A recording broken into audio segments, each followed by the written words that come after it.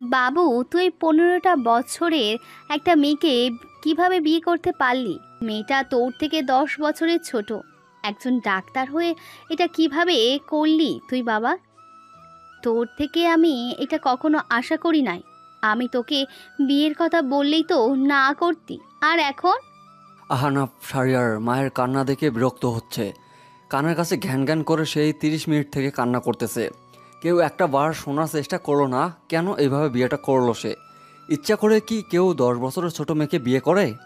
আহনাফ কিছুটা ধমক সুরে বলে, মম প্লিজ, তোমার কান্না থামাও। আমার কিন্তু মাথা গরম হচ্ছে। সেই কখন থেকে ন্যাকা কান্না শুরু করছো তুমি? আমাকে কথা বলার সুযোগ তো দিবা নাকি?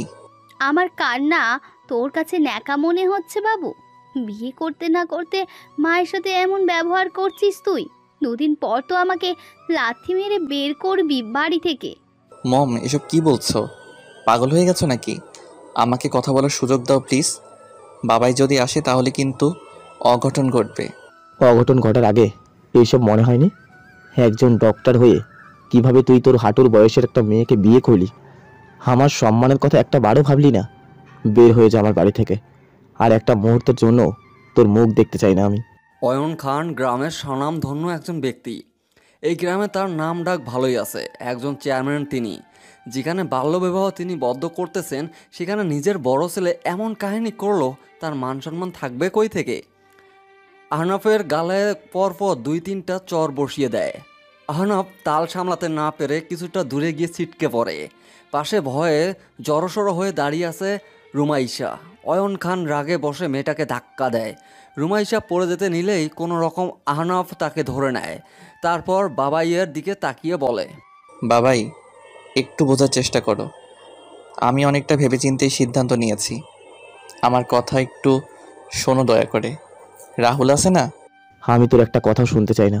এক্ষুনি বাড়ি থেকে বেরিয়ে যা। তোমার মতো কোলঙ্গার ছেলে আমি এই বাড়িতে রাখবো না। এত কষ্ট করে ডক্টরি পড়ালাম, আর তুমি? বাবাই, আমাকে মাফ করো। দয়া করে মেয়েটাকে গ্রহণ করো। ওর এখন আমি ছাড়া আর কেউ নেই। বের হয়ে যাও আমার বাড়ি থেকে। আর যদি কখনো এই বাড়িতে দেখি, তাহলে তোমার মাকে তালাক দিয়ে বাপের বাড়ি পাঠিয়ে দেব। বাবাই, আহনাফ অবাক হয়ে যায়। তার জন্য তার মা কেন এসব ভোগ করবে? আহনাফ একবার রুমাইশার দিকে তাকিয়ে হাতটা ধরে এক কাপড়ের বাড়ি থেকে বেরিয়ে যায়। তারপর এক ফ্রেন্ডকে ফোন দেয়। 2 রুমের একটা বাড়ি খোঁজো। আজকেই মধ্যেই সব ঠিক করো। আর একটা সংসার সাজাতে যা যা লাগে সব কিনে ফেলো। আমি রাতে রুমাইশাকে নিয়ে বাসাতে উঠব। বাসাটা আমার হসপিটাল থেকে 20 থেকে 30 মিনিটের মধ্যে হওয়া চাই। অপর পাশে কথা না শুনে আহনাফ ফোনটা কেটে পকেটে ঢুকিয়ে রাখে। 1 ঘন্টা আগের কাহিনী থেকে ঘুরে আসি। দরজায় কলিং বেল বাজার। আহনাফের মা এসে দরজা খুলে দেখে তার বড় ছেলে দাঁড়িয়ে আছে, সাথে একটা ছোট্ট বাচ্চা মেয়ে। মালিহা খান ছেলের দিকে তাকিয়ে বোঝার চেষ্টা করে মেয়েটা কে। আহনাফ মায়ের ভাবনা বুঝতে পেরে নিজেই থেকে বলে, মম, ও হচ্ছে তোমার বড় ছেলের বউ, রুমাইশা খান। আজ থেকে ও এই বাড়িতেই থাকবে। আমি আজ সকালে ওকে বিয়ে করছি মম। কি? মালিহা খান মাথায় হাত দিয়ে মেঝেতে বসে পড়ে। মেয়েটাকে দেখে তার নিতান্তই বাচ্চা বলে মনে হচ্ছে। তাছাড়া আহনাফ একজন ডাক্তার, এমন একটা কাজ করতে পারে? মালিহা খান অবাক কণ্ঠে বলে, বাবু, তুই এসব কি বলছিস? তুই ঢাকা থেকে কবে ফিরলি? আর কি বলিস? মেয়েটা তোর বউ হতে যাবে কিভাবে? মম, আমি কথা ঘোরাতে চাই না। আজকে আমি এই মেয়েটাকে বিয়ে করছি। আজ থেকে ও মিসেস আহনাফ খান। মেয়েটার বয়স কত আহনাফ? অবাক হয়ে মালিহা খান কথাটা বলে। আহনাফ ভয়ে ভয়ে বলে, 15 বছর মম। মেয়েটা তোর থেকে গুনে গুনে 10 বছরের ছোট আহনাফ। তুই এইটুকু বাচ্চা মেয়েকে কিভাবে বিয়ে করতে পারলি? তোর বয়স 25 বছর আর মেয়েটা 13। তুই কি গাঁজা খেয়ে আজ বাসায় ফিরছিস? মম প্লিজ, আমাকে দেখে কি তোমার মজার মুড মনে হচ্ছে? আমি সিরিয়াস মম। আমি বিয়ে করছি। তুমি তো চাইতে আমি যেন বিয়ে করি। তাই বলে তোর থেকে 10 বছরের ছোট মেয়েকে নাকি? মালিহা খান ছেলের গালে একটা চর বসিয়ে দেয়। তারপর ছেলেকে জড়িয়ে ধরে মরা কান্না শুরু করে। বর্তমান আহনাফ রুমাইশাকে নিয়ে কাছেই একটা হসপিটালে আছে। সেখানে তার প্রিয় বন্ধু রাহুল অ্যাক্সিডেন্ট করে বেডে শুয়ে আছে। আহনাফ রুমাইশাকে রাহুলের পাশে বসতে বলে বাইরে যায়। প্রায় আধা ঘন্টা পর এসে একটা ব্যাগ হাতে ধরিয়ে দিয়ে বলে, রুমাইশা, জামা চেঞ্জ করে আয় যা। শরীর ঘেমে গেছে তোর, শরীরে মাটি লেগে আছে অনেক। আর কান্না করিস না রাহুল, ঠিক হয়ে যাবে। আমি সাথে করে নিয়ে যাব, ভাবিস না কিছু। ভাইয়া, রাহুল ভাইয়া কবে ঠিক হবে? আমি রাহুল ভাইয়ের সাথে কথা বলবো। আমি বাবাইয়ের কাছে যাব ভাইয়া। রুমাইশা স্টপ প্লিজ, একদম বাড়ির কথা আমার সামনে উঠাবি না। জামা চেঞ্জ করে আয়। আমি আজকেই রাহুলকে আমাদের সাথে ঢাকা নিয়ে যাব। ওখানে গিয়ে আমি যে হসপিটালে জব করি সেখানে ওকে ভর্তি করাবো। যা, ফ্রেশ হয়ে আয়, আমি খাবার নিয়ে আসছি। সকাল থেকে তো কিছু মুখে দিস নাই। ভাইয়া না খেলে আমি খাবো না। আমাকে তো ভাইয়া খাইয়ে দেয়, আমি একা একা খাইতে পারি না। ভাইয়া ভালো হয়ে আমি ভাইয়ার সাথে খাবো।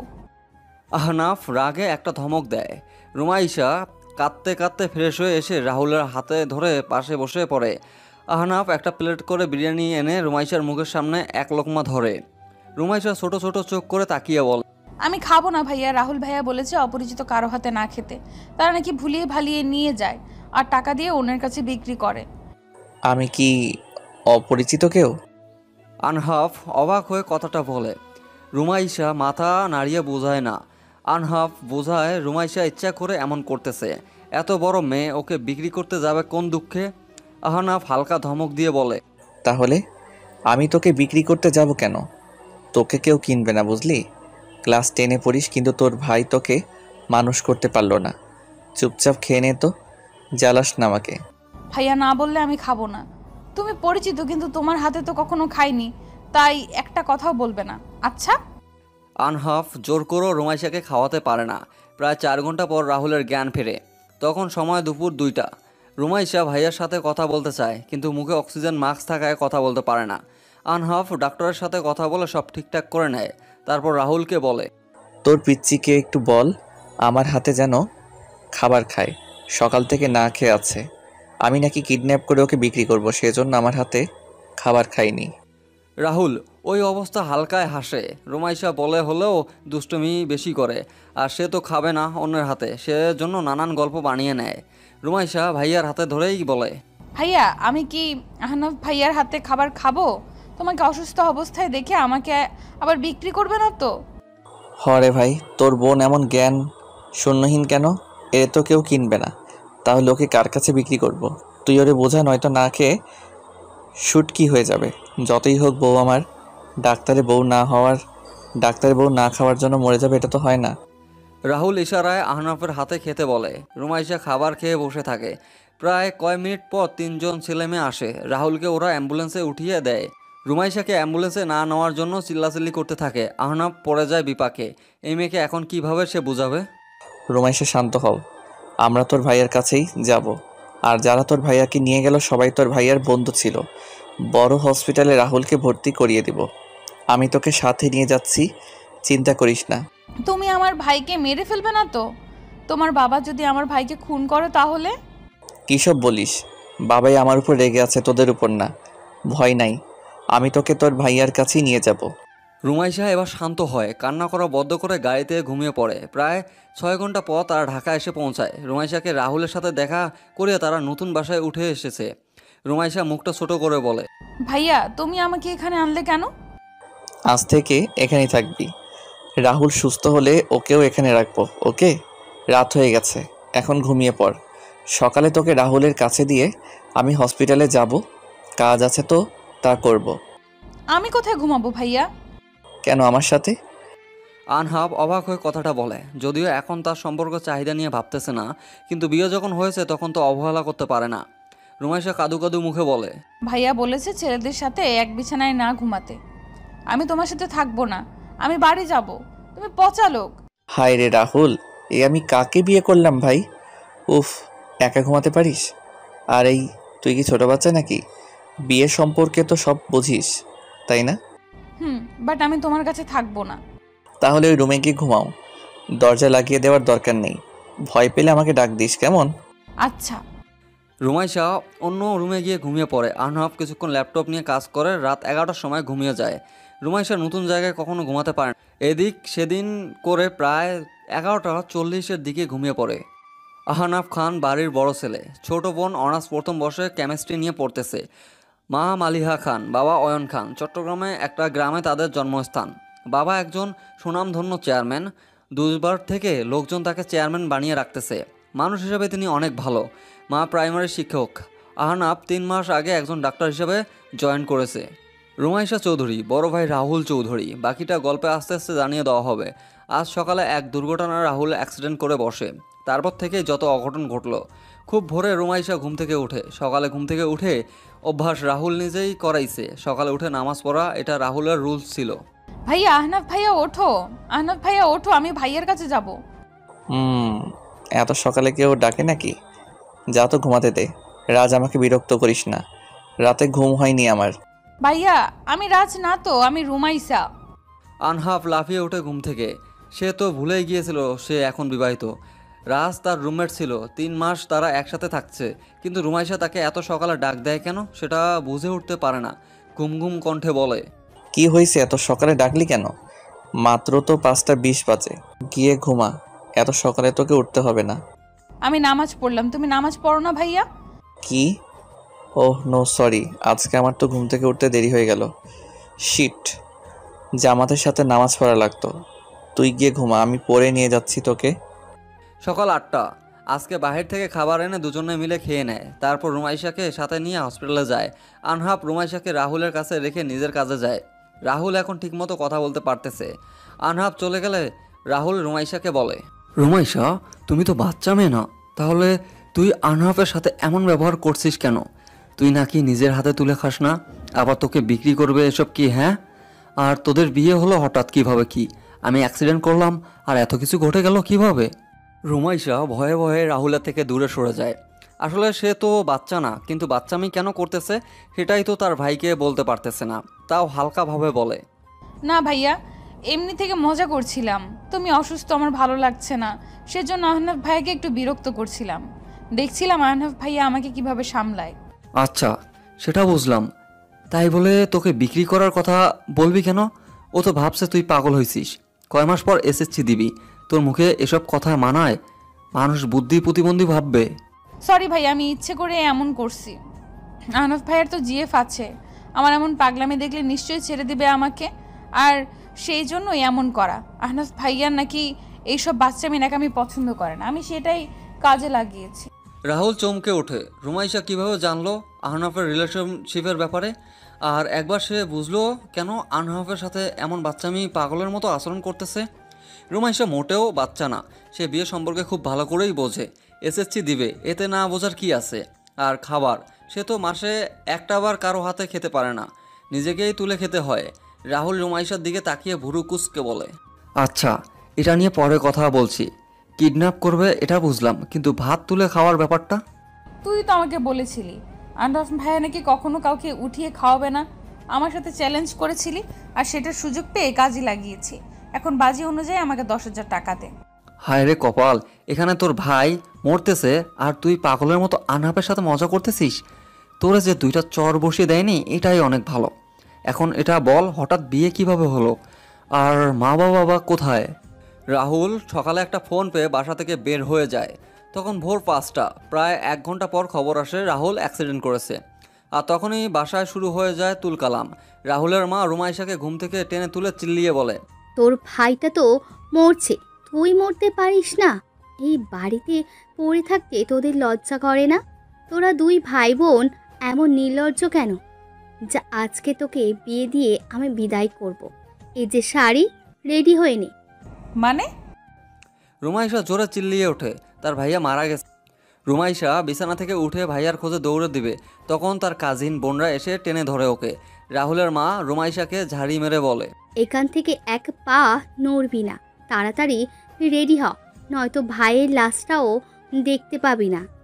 তোর বাপে তো আধ পাগল হয়ে বিছানায় পড়ে আছে।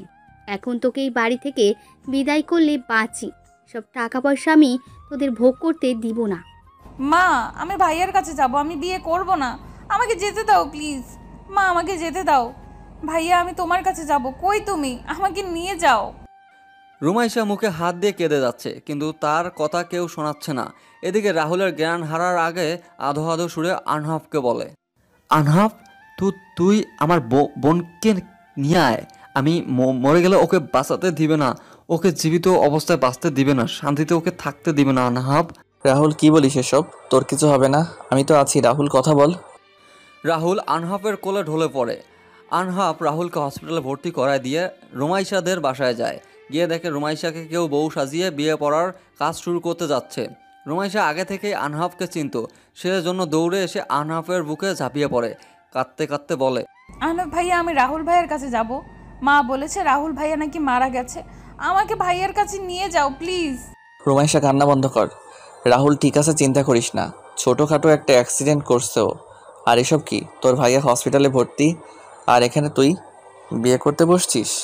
না ভাইয়া, আমাকে জোর করে ওই ছেলেটার সাথে বিয়ে দিচ্ছে যাতে আমার সব সম্পত্তি মা নিতে পারে। আর মা বলেছে আমি রাহুল ভাইয়া নাকি মারা গেছে।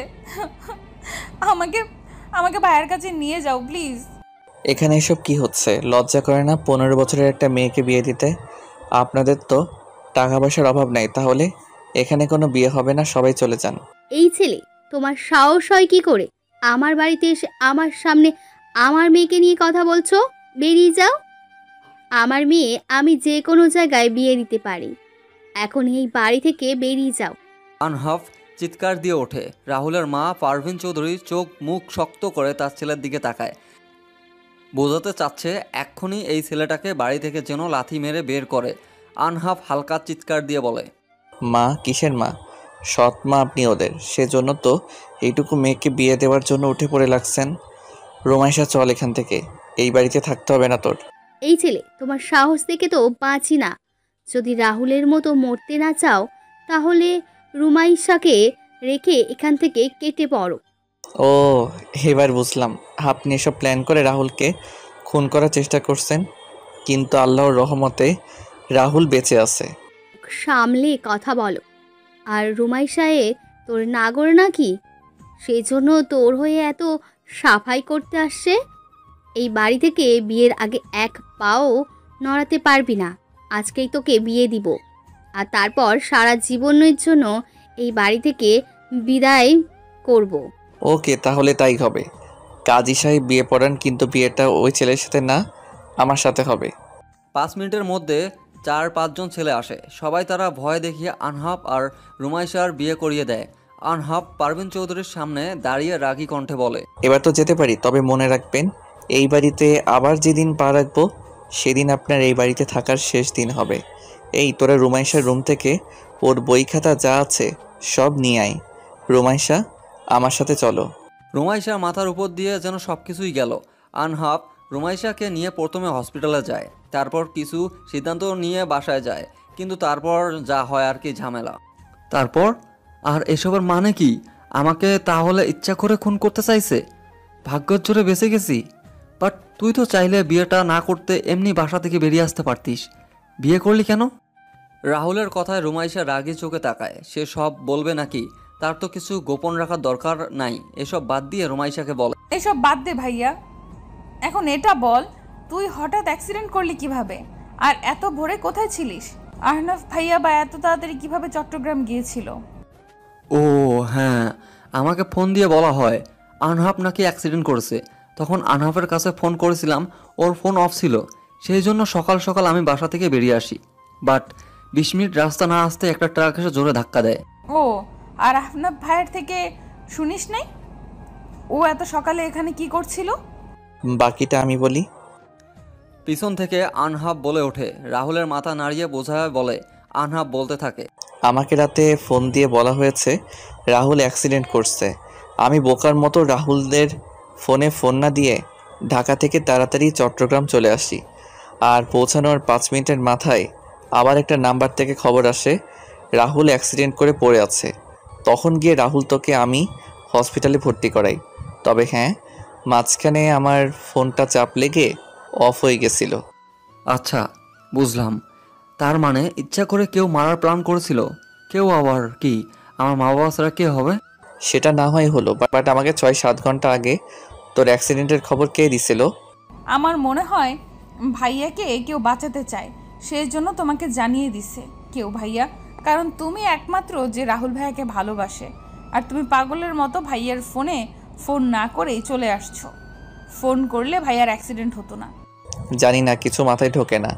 রাহুল আগে ঠিক হোক, তারপর এসব নিয়ে ভাবা যাবে। আচ্ছা রুমাইশা, এখন তুই বলতো। কি? রুমাইশা অবাক কণ্ঠে কথাটা বলে। সে কি বলবে? আনহাব রাহুলের দিকে তাকিয়ে বলে, কাল আমার সাথে এমন ব্যবহার করছিস কেন? তোর ভাইয়া তো বলল তুই নাকি তার ছেঁড়া পাগল না, বুদ্ধি আছে, সব বুঝিস। তাহলে আমি তোকে বিক্রি করবে এসব বলে মাথা নষ্ট করছিস কেন আমার? আর আমার হাতে খাওয়ার মানে কি? তেমন কিছু না, রাহুল ভাইয়া মারা গেলে আমাকে কেউ আগলিয়ে রাখে সেটা দেখার জন্য। রুমাইশা এমন উত্তর আনহাব আশা করেনি। রাহুল হালকা হাসে। সে হয়তো হালকা বুঝতে পারতেছে কেন এমন করতেছে রুমাইশা। রাহুল আনহাবকে বলে, হঠাৎ বিয়ে করলি কেন? তোর আনহাব রাহুলকে থামিয়ে দেয়। সে চায় না তার জিএফ এর সম্পর্কে রুমাইশা জেনে যাক, বাট সে তো জানে না, রুমাইশা সব জানে। আনহাব বলে, তখন রাগ উঠছিল, সেই জন্য বিয়েটা করছি। ভাবছিলাম ওকে আমাদের বাসায় রাখবো, সেখান থেকে এসএসসিটা শেষ করবে, কিন্তু মম বাবাই আমার কথা না শুনে বাড়ি থেকে তাড়িয়ে দিল। ও আচ্ছা, ভাবিস না, সব ঠিক হয়ে যাবে। রুমাইশার তো 6 মাস পর এসএসসি এক্সাম, ওকে কোচিংয়ে ভর্তি করার ব্যবস্থা কর। আচ্ছা, আমি এসব ঠিক করে দেবো, ভাবিস না। রুমাইশা বাসায় যাবে নাকি এখানে থাকবা? হঠাৎ তুমি করে বলতে রাহুল আর রুমাইশা দুজনেই চমকে ওঠে। আনহাব হালকা হেসে বলে, এভাবে আমাকে দেখার কি আছে? বউ হয় আমার বউ। তোর বোনের তো ভাষা ভালো না, তুই ওর 10 বছরের বড়, তাও তুই করে বলে। আর আমি তো এখন জামাই হই, তাই বলিস ভালোভাবে কথা বলে যেন। আমি তো আবার বউকে তুই করে বলতে পারি না, তাই না? অদ্ভুত তো, এই ছেলের মতলব কি বোঝা দেয়? জিএফ থাকতে আমার বোনের সাথে এত ভালো ব্যবহার করতেছে কেন? ও অসহায় বলে? রাহুল মনে মনে কথাটা বলে। রুমাইশা রাহুলের দিকে তাকিয়ে বলে, না, আমি ভাইয়ার কাছে যাব। রাতে বাসায় যাওয়ার আগে আমাকে নিয়ে যেও, তাহলেই হবে। পড়তে হবে আমাকে, আর ভাইয়ার কাছে তো রাতে ভাইয়ার বন্ধুরা থাকেই। বন্ধুরা?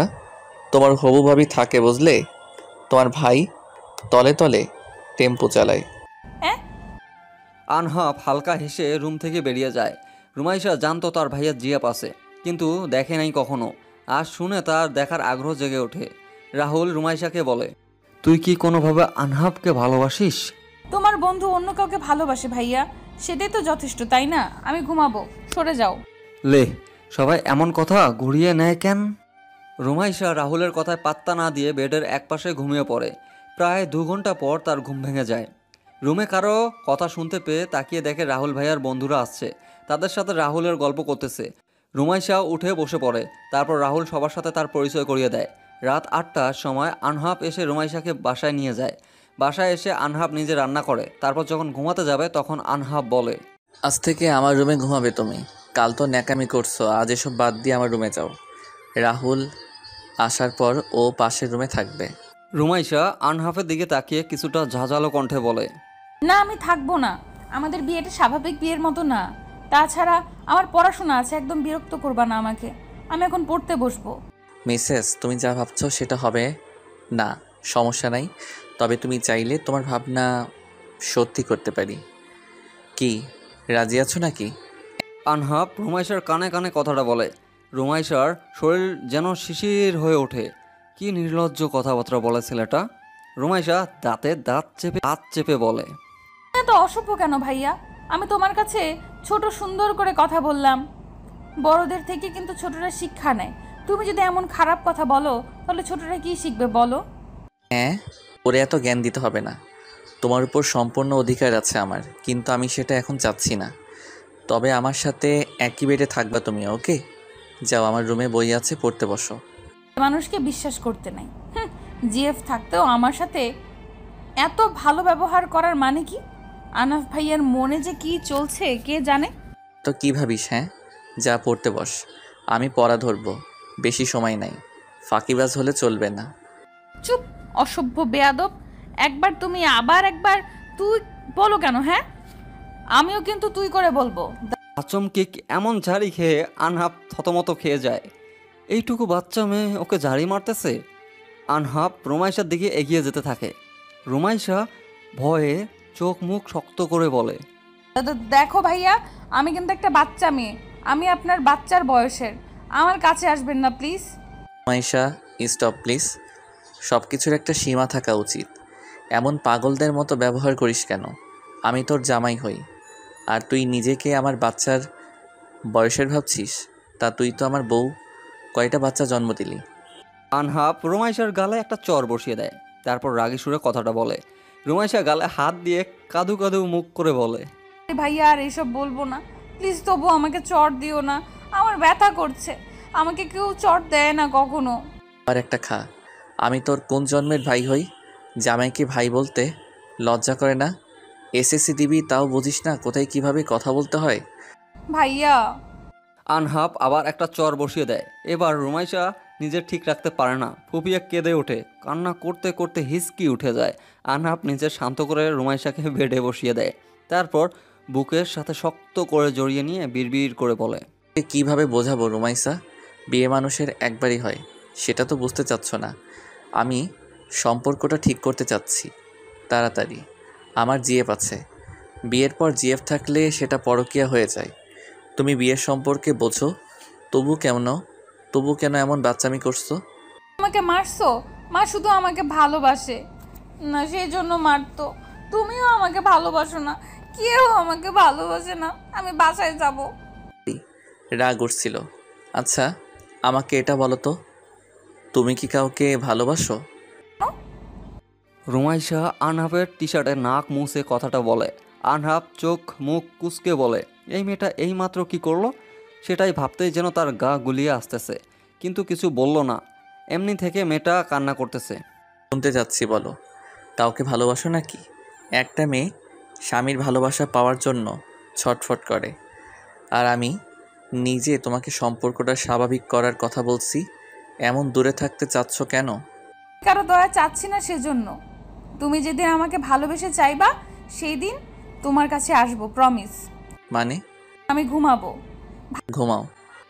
আনহাপ রুমাইশাকে শুনিয়ে দিয়ে নিজেও শুয়ে পড়ে। আজকে আর পড়তে বসা হলো না তার। আনহাপ ক্লান্ত ছিল, সেজন্য তড়িঘড়ি করে ঘুমিয়ে পড়ে। আনহাপ ঘুমিয়ে গেলে রুমাইশা আনহাপের দিকে তাকিয়ে বলে, ভালোবাসা এমন কেন? তার ভালো থাকার জন্য নিজেকে কষ্ট দিতে হচ্ছে। তুমি আমার ভালোবাসা, ভালো থেকে অন্য কাউকে নিয়ে। তোমাকে ছুঁয়ে দিতে ইচ্ছে করছে, খুব বলতে ইচ্ছে করছে, প্রিয় আমাকে একটু ভালোবাসবে।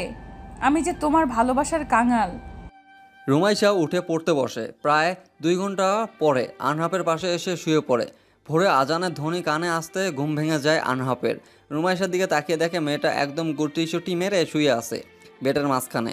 এমনভাবে জায়গা রাখছে যেন মাঝখানে আরও 2 জন শুয়ে থাকতে পারবে। এটাই বুঝি পবিত্র বন্ধন? 3 বছরের ভালোবাসা রেখে 2 দিনের স্ত্রীর প্রতি মুগ্ধ হচ্ছি কেন? এ কি আমার অন্যায় না? আমি কি তবে অন্যদের মতো চরিত্রহীন হচ্ছি? আনহাপ নিজেই বিরক্ত হয় এসব ভাবতে। বিরক্ত নিয়ে রুমাইশাকে উঠে বলে নিজে নামাজ পড়তে চলে যায়। কিছুক্ষণ পর কলিং বেল বাজার। রুমাইশা গিয়ে দরজা খুলে দেয়। প্রথম ভাবছিল হয়তো আনহাপ, কিন্তু না, 2টা মেয়ে দরজার বাহির থেকে দাঁড়িয়ে আছে। আপনাদের তো চিনলাম না। এই মেয়ে, তুমি এখানে কি করছো? আমরা কি ভুল ঠিকানায় চলে আসলাম নাকি? আচ্ছা, এটা কি আহনাফের বাসা? দরজার উপর থেকে দাঁড়িয়ে থাকা মেয়ে দুটোর মধ্যে মুন্নি নামে মেয়েটা অবাক হয়ে বলে। রুমাইশা একবার দুজনকে ভালোভাবে দেখে নেয়। ভেতরে আসুন, এটা আনাফের বাসা। কিন্তু আপু, আপনারা কে? চিনতে পারলাম না তো। তোমাকে দেখে তো ছোট মনে হচ্ছে, তাহলে আহনাফের নাম ধরে বলছো কেন? আচ্ছা, তুমি কি আহনাফের ছোট বোন? না। তাহলে তুমি কে হো? আয়েশা, কার সাথে কথা বলছো? আনহাপ রুমে ঢুকতে ঢুকতে কথাটা বলে। রুমে মুন্নি আর সাথীকে দেখে আনহাপ চমকে ওঠে। এদের এই বাসার ঠিকানা কে দিল? আনহাপ তুলিলে বলে, তো তুমি এখানে, আর এই বাসার অ্যাড্রেস তোমাকে কে দিল? আগে আমাকে এটা বলো, এই মেয়েটা কে? ও যদি তোমার বোন না হয় তাহলে কে? হ্যাঁ, তুমি কি আজকাল মেয়ে নিয়ে থাকো নাকি? মুন্নি, ভদ্রভাবে কথা বলো, না জেনে না বুঝে সব বলতে আসবে না। তুমি এখন আসতে পারো, বিকেলে দেখা করে সব বলবো আমি। আগে এটা বলো, মেয়েটা কে হই তোমার? ও কাজের মেয়ে নাকি? মুন্নি, আনহাপ চিল্লিয়ে কথাটা বলে। সবাই কেঁপে ওঠে। রুমাইশা একবার আনহাফের দিকে তাকিয়ে ঠোঁটে উল্টায়, বুঝে নেয় এই মেয়েটার হয়তো আনহাফের জিএফ। মুন্নি কান্না সুরে বলে, আহনাফ, তুমি এই মেয়ের জন্য আমাকে ঝাড়ি মারছো? মেয়েটা তোমার কে হয় বললেই হয়, এমন রিয়েক্ট করছো কেন? বললাম তো বিকালে তোমার সাথে দেখা করছি, যাও। আর এই অ্যাড্রেস তোমাদের কে দিল সেটা বলো। কে আবার? দুদিন থেকে তোমার খোঁজ নাই। রাহুল ভাইয়ার কাছে ফোন করছিলাম আমি, রাহুল ভাইয়া তোমার অ্যাড্রেস দিল। রাহুল জেনে বুঝে ওর বোনের পায়ে কুড়াল মারতে যাবে কেন? মানে? কিছু না, এখন যেতে পারো। ভোরের আলো না ফুটতেই যে কারো বাসায় যাওয়া যায় না, এটা জানো না? যাও এখন এখান থেকে। আহনাফ, তুমি কি আমাকে তাড়িয়ে দিচ্ছ? আনহাব বিরক্ত হয়। রুমাইশার সামনে সে এখন কিভাবে কি বলবে। রুমাইশা রুম থেকে বেরিয়ে আসবে, তখন আনহাব পিছন থেকে তার হাতটা টেনে ধরে। তুমি কোথায় যাচ্ছ? আমি কি তোমাকে কোথাও যেতে বলছি? পড়তে বসো যাও। আর সাথী তার বান্ধবীকে নিয়ে যাও। ওরে বুঝিয়ে বলো যে আমি বিকেলে কথা বলবো। এত জেদ আমার পছন্দ না। 2 দিন পর বলবা আমাকেও তোমার পছন্দ না, সেজন্য তো এমন ব্যবহার করছো। আনহাব ঝাড়ি মারে একটা। সাথী মুন্নিকে নিয়ে বাসা থেকে চলে যায়। আনহাব রুমাইশার দিকে তাকিয়ে দেখে পড়তে বসছে। আনহাব ভড়কে যায়। মেয়েটা এখনও ছিল, হুট করে কখন পড়ার টেবিলে বসছে। আনহাব আর কিছু না বলে রান্নাঘরে চলে যায়। কে তুই আহনাফের জিএফকে এই বাসার ঠিকানা দিছিস কেন? তুই কি চাস বল তো? তোর বোনের সংসার ভাঙবি নাকি? রুমাইশা রাহুলকে ফোন দিয়ে কিছু কথা শুনিয়ে দেয়। তারপর রাহুল বলে, প্রথমত আমাকে তুই বলবি না ওকে? তোর জামাই এসব পছন্দ করে না। তোর বড় ভাই হই, সম্মান তো একটু দে। তোর ভাইয়া, এটা বলো তুমি মুন্নি না ফুন্নি ওই মেয়েকে আমাদের অ্যাড্রেস কেন দিছো? সকাল সকাল এসে আমাকে আহনাফের বোন কাজের লোক বানিয়ে দিছে। এটা তো মানা যায় না। রানীকে চাকরানি বানানো সাহস কই পেল? বাল, তুই নাকি অ্যাড্রেস দিছিস, সেটা এড়িয়ে যাস কেন? বলো না ভাইয়া কেন দিছো? আনহাব কি চায় সেটা দেখার জন্য। দুটা জীবন তো নষ্ট করতে দেওয়া যাবে না। ও তোর সাথে থাকতে চাইলে মুন্নিকে ছেড়ে দিক। আর মুন্নিকে পাঠিয়েছে যাতে ও সব জেনে যায়। অদ্ভুত ভাইয়া, আহনাফ যদি মুন্নি আপুকে নিয়ে হ্যাপি থাকে তাহলে থাকতে দাও। তুমি কেন এর ঝামেলায় মাঝখানে আসছো? আগে এটা বলতো, আনহাফের নাম ধরে ডাকার সাহস কই পেলি? শুনতে পেলে দিবে 2টা। আর আনহাফ কই? কপালে 2টা চর বসিয়ে দিছে। ভাইয়া বলছি সেজন্য ভাইয়া বলতে বারণ করছে। কি? আচ্ছা, ওর মনে কি চলতেছে কি? আর আনহাফ কই? রান্না করছে। তুই একটু ওর থেকে রান্না শিখে নিস রুমাইশা। বাপের বাড়ি আর শ্বশুর বাড়ি এক না। তুই বাসায় কখনো রান্না ঘরে যাসনি, কিন্তু আনহাব তো তোর সাহায্য করা উচিত। তোর জন্য ও পরিবার থেকে বিচ্ছেদ হয়েছে। আচ্ছা তাহলে রাখো, আমি আহনাফের কাছে যাই। হুম। রুমাইশা ফোন রেখে চুলগুলো একটা ঝুঁটি করে তারপর গায়ে ভালোভাবে ওড়না ঠিক করে নেয়। রান্নাঘরে এসে দেখে আনহাব তরকারি কাটতেছে। বেচারা ঘেমে একাকার হয়ে গেছে। রুমাইশা গালে হাত দিয়ে আনহাবের দিকে তাকিয়ে থাকে। আনহাব সেটা বুঝতে পেরে বলে, আমি সুন্দর, এটা আমি নিজেও জানি, কিন্তু তুমি এভাবে তাকিয়ে থেকো না প্লিজ। এতে আমি তোমাতে মুগ্ধ হয়ে পড়বো। আমি মোটেও তোমাকে দেখছি না। আমার বয়ফ্রেন্ড আছে, তোমাকে দেখতে যাব কেন? আমার চোখ এতটাও খারাপ না যে বাদরের দিকে তাকিয়ে থাকবো সবসময়। তুমি কি আমাকে বাদরের সাথে তুলনা করছো? তুমি জানো কত মেয়ে আমার জন্য পাগল? চেহারা দেখে না। তুমি ডাক্তার, সেজন্য সবাই পাগল, কারণ মেয়েরা ডাক্তার পছন্দ করে। তুমিও তাহলে ডাক্তার পছন্দ করো? বউ বউ আমি ঘেমে যাচ্ছি, একটু ওড়না দিয়ে তো ঘাম মুছে দিতে পারো। আমার ঠেকা পড়ে নাই, যাও ওঠো, আমি তরকারি কেটে দিচ্ছি। আচ্ছা এটা বলো কি তরকারি করবা? আলু ঝুরি করে ডিম দিয়ে রান্না করব। মাংস নাই? রুমাইশা মুখটা ছোট করে কথাটা বলে। আনহাব রুমাইশা কাহিনী বুঝতে পেরে বলে, তোমার বাপের অনেক টাকা, আমার এত টাকা নাই যে প্রতিদিন তোমাকে মাংস খাওয়াবো। আর এটা উচিত না, প্রতিদিন এসব খাওয়া ঠিক হবে না। শাক সবজি সব খেতে হবে এখন থেকে। কখনো না, আমি ডিম মাংস মাছ এসব ছাড়া কিছু খাই না। এখন থেকে খেতে হবে। এখানে কি করছো? যাও পড়তে বসো। উঠো, আমি তরকারি কেটে দিচ্ছি। পারবা তো? হুম। রুমাইশা এতক্ষণ মনোযোগ দিয়ে আনহাফের আলু ঝুরি করা দেখতেছিল। এর আগে কখনো সে এসব দেখেনি, করেও নাই। বাসায় কাজের মানুষ ছিল অনেক, তারাই কাজ করতো। আনহাফ সেখান থেকে উঠে গোসল সেরে নেয়। রুমাইশা হয়তো একটু আলু কাটতে 10 মিনিট সময় নিতে ফেলে, তাও আনহাফের মতো ঝুরি করতে পারে না। আনহাফ হালকা হেসে মাথা মুছে রুমাইশার কাছে আসে। এত সকালে গোসল করলে কেন? হসপিটালে যাব, দুপুরে আসবো না, সেজন্য খাবার নিয়ে যাব, ওখানে তোমরা খেয়ে নিবা। কেন, আজ কাজ বেশি নাকি? নতুন জয়েন হয়েছি যে আমি। ও। কথা বলতে বলতে হুট করে আনহাফ চিৎকার দিয়ে ওঠে। রুমাইশা, দেখে শুনে কাজ করতে পারো না? তুমি না বললে তরকারি কাটতে পারো? এখন তো ভালো করছো তাই না? তোমার ভাই দেখলে বলবে আহনাব আমার বোনের থেকে তুই কাজ করে নিস। রুমাইশা নাক টেনে কাঁদতে থাকে। ডান হাতে বুড়ো আঙ্গুল অনেকটা কেটে গেছে। সে কখনো এসব করেছে নাকি? তার উপর আনহাফ এমন বকাঝকা করতেছে। আহনাফ তাড়াতাড়ি উঠে রুমাইশাকে রুমে নিয়ে যায়, হাতটা ভালো করে ড্রেসিং করে বেঁধে দেয়। আমি ইচ্ছে করে এমন করছি নাকি? তুমি এমন আমাকে কথা শুনিয়ে দিচ্ছ কেন? মা বাবা যেমনই হোক তারাই ভালো। আমি বাসায় যাব, ওখানে আমার কোনো কাজ করতে হয় না। সরি, কিন্তু তুমি কাজ পারো না এটা বললেই হয়। মিথ্যা বলছো কেন? কতটা কেটে গেছে দেখছো তো? জন্য এইভাবে কেউ বকাঝকা করে না। ভালো মানুষেরও কাজ করতে গিয়ে ক্ষতি হয়। আর আমি তো কাজ করি নাই, সেজন্য হাত কেটে গেল, কিন্তু তুমি সে কখন থেকে বকর বকর করছো। মাপ চাই।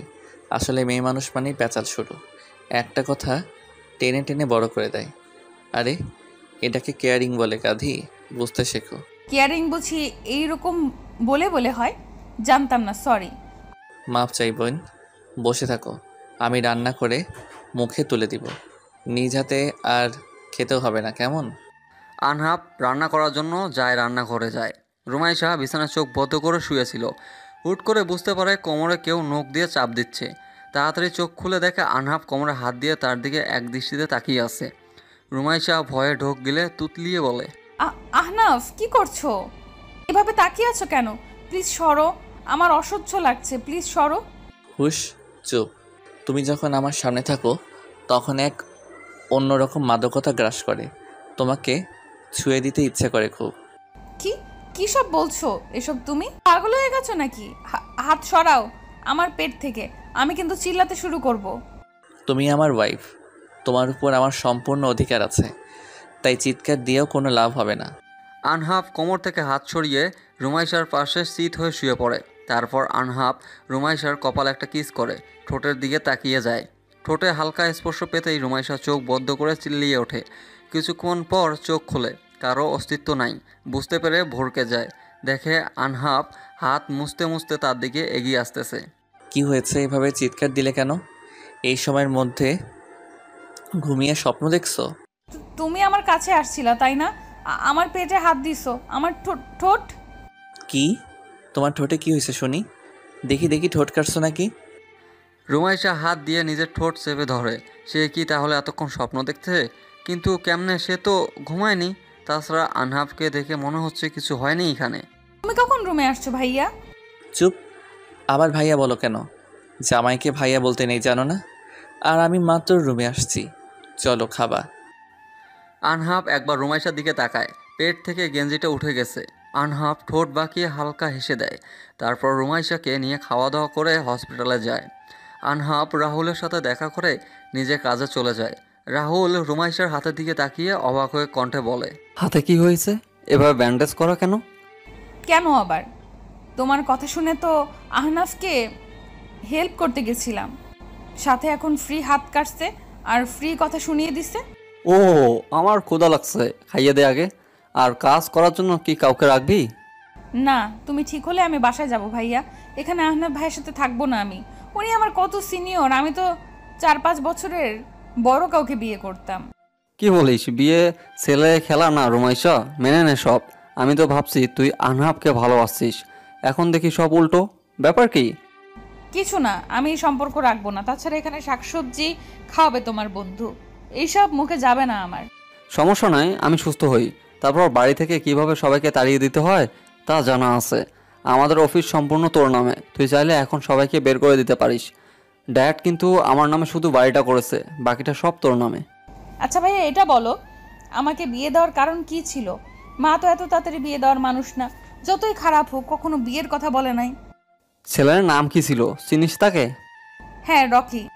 ওইটা মায়ের বান্ধবীর ছেলে। তোর বিয়ের পর অর্ধেক সম্পত্তি তোর জামাইয়ের নামে হবে, সেজন্য মা বিয়ে দিলে নিজের নামে সব করতে চাইছিল। মানে? তার মানে আহনাফ ভাইয়া আমার সম্পত্তির জন্য আমাকে বিয়ে করেছে? পাগলের মতো কি বলতেছিস? ও তোকে ওখান থেকে বাঁচাতে বিয়ে করেছে, ওকে ভুল বুঝছিস না। ও জানেও না সম্পত্তি কার নামে। রাহুল রেগে কথাটা বলে। রুমাইশা পাত্তা দেয় না সে দিকে। আর এখন একটা লক্ষ্য, পড়াশোনা করে বড় হতে হবে। 18 বছর পূর্ণ না হওয়া পর্যন্ত সম্পত্তি তার বাবার নামেই থাকবে। আর এর আগে বাবা মা মারা গেলে মা ভোগ করতে পারবে। আর 18 বছর পূরণ হলে সব রুমাইশার নামে চলে আসবে। ভাইয়া, আমাদের বাবাকে এখানে নিয়ে আসতে হবে। বাবা অসুস্থ, মা যদি বাবাকে মেরে ফেলে? দেখো, মা সম্পত্তির জন্য তোমাকে মারার চেষ্টা করছে, বাবাকেও মেরে ফেলতে দুবার ভাববে না। ও নো, আমার মাথায় ছিল না এই কথাটা। আমি তো যেতে পারবো না, আনহাপের কাজের জন্য ব্যবস্থা তুই একা যাবি। হ্যাঁ, একা ঘোরার অভ্যেস আছে আমার। তুই তাহলে থাক, আমি এটিএম কার্ডে লাখ দুয়েক আছে, এটা দিয়ে আমি চলবো। তোর কার্ড তো নাই, লাগলে বল, আমি আজ বাড়ি ফিরবো। আমার ভয় হচ্ছে তোর কিছু না হয়ে যায়। কিচ্ছু হবে না, টাকা নিবি নাকি বল। হসপিটালের বিল দেওয়া হয়নি, সব তো আনহাপ দিছে, টাকা ওরে দিস। ওকে, রাতে আমি বাসায় যাব, এখন একটু বাসায় গিয়ে ঘুমায় নেই। আচ্ছা। বাসায় এসে রুমাইশা শুয়ে পড়ে। ঠিক একইভাবে বুঝতে পারে কেউ গলায় কিস করতেছে, হালকা কেঁপে ওঠে, অন্য পাশ হয়ে শুয়ে পড়ে। কিন্তু না, স্পর্শ গভীর হতে থাকে। চোখ মেলে তাকিয়ে দেখে কেউ নেই। নিজেই নিজের মাথায় চুল টেনে বলে, বাল হচ্ছে কি আমার সাথে? আমি কি আহনাফকে নিয়ে বেশি বেশি ভাবছি? এই ছেলেটা আমাকে শান্তিতে ঘুমাতেও দিচ্ছে না। কি হয়েছে? দরজা খোলো। কতবার ফোন করছি, ফোন রিসিভ করো না কেন? মরার মতো ঘুমিয়ে আছো নাকি? সরি, আসছি আমি। রুমাইশা ফোনটা কান থেকে নামিয়ে উঠে পড়ে। আনহাপ কয়েকবার ফোন করেছে, কিন্তু ফোন সাইলেন্ট থাকায় বুঝতে পারেনি। তুমি এই সময় বাসায়? সকালে না বললে আজ দুপুরে বাসায় আসবে না? কয়টা বাজে? রুমাইশা মুখে হাত দিয়ে ঘুম ভাঙানোর চেষ্টা করে। আনহাপ একবার রুমাইশার দিকে তাকিয়ে টান দিয়ে নিজের সাথে চেপে ধরে, তারপর চোখ মেরে বলে, এইভাবে কখনো আমার সামনে এসো না বউ। বউ, তুমি আমার পবিত্রতা, আমার আসক্তি হতে পারে। ভুল কিছু করে ফেলবো, তাই আমার সামনে আসার আগে নিজেকে পরিপাটি করে নিও। মানে ছাড়ো আমাকে, এভাবে জড়িয়ে ধরার কি আছে? আমি নেশা না যে আমার প্রতি আসক্ত হয়ে পড়বে। এইভাবে একটা ছেলের সামনে আসলে ছেলেটা তো জড়িয়ে নিবেই। অন্য ছেলে হলে গোসল করিয়ে নিত। হোয়াট? রুমাইশা চোখ বড় বড় করে কথাটা বলে। আনহাপ হালকা হেসে কপালে একটা কিস করে, তারপর কোমরে চাপ দিয়ে ছেড়ে দেয়। রুমাইশা নিজের দিকে তাকিয়ে ভরকে যায়। গায়ে ওড়না নেই, বিড়বিড় করে বলে, তো কি হয়েছে? এখানে তো কেউ নাই, গায়ে ওড়না দিয়ে থাকতে হবে কেন? বাসায় আমি তো এইভাবেই থাকি। টিভিতে দেখায় কেমন ড্রেস পরে থাকে নায়িকারা, আর আমি ওড়না পরি নাই, সেজন্য এত কিছু? আগে অবিবাহিত ছিলে, কিন্তু এখন তুমি বিবাহিত। তখন বাসায় তোমার ভাই আর বাবা ছাড়া কেউ থাকতো না। কাজের লোকরা সব মেয়ে মানুষ, আর এখানে তুমি ছাড়া একটা পুরুষ মানুষ আছে। তো আসলেই তো, জামাই হয়ে কিন্তু সেই অধিকার তো পাইনি। যদি পেতাম তাহলে জামা না পরে থাকলেও কিছু বলতাম না। অসভ্য। অসভ্য কাকে বলে বুঝিয়ে দিব নাকি? এত কথা না বলে যাও, গোসল করে রেডি হও। আমি তোমাকে গাড়িতে উঠিয়ে দিয়ে হসপিটালে যাব। যাচ্ছি, এখানে থাকার ইচ্ছে নাই আমার। বাসায় যাওয়ার পর আর আসবো না, যাও। মেয়ে মানুষের এত রক্ত গরম কেন? মেয়ে মানুষকে সবসময় ঠান্ডা থাকতে হয়, বুঝলে? না হলে তারা সংসার করতে পারে না। মেয়েরা সব সময় কেন চুপ থাকবে বলবা? ভুল না করেও ক্ষমা চাইতে হয়। আমরা মেয়েরা কি এত সস্তা? জানি না। আনহাপ বিরক্ত হয়ে যায়, কিছু বলে না। রুমাইশা গোসল করে খাবার খায়, তারপর আনহাপের দিকে তাকিয়ে থাকে। আনহাপ বুঝতে পারে রুমাইশা কিছু বলবে, সেজন্য বলে, কি বলবা বলো? আমাকে এত দেখতে হবে না, চোখ দিয়ে কি গিলে খাবা? এইভাবে নজর লাগালে আর কেউ তাকাবে না। সব সময় তোমার এইসব না বললে হয় না? ভাইয়ার চিকিৎসা করার জন্য এত টাকা খরচ হয়েছে। কেন? বলো কত? বর্তমানে সব মিলিয়ে 30,000 খরচ হয়েছে। আরও থাকবে, খরচ হবে, কারণ বেড ভাড়া তো দিতে হবে।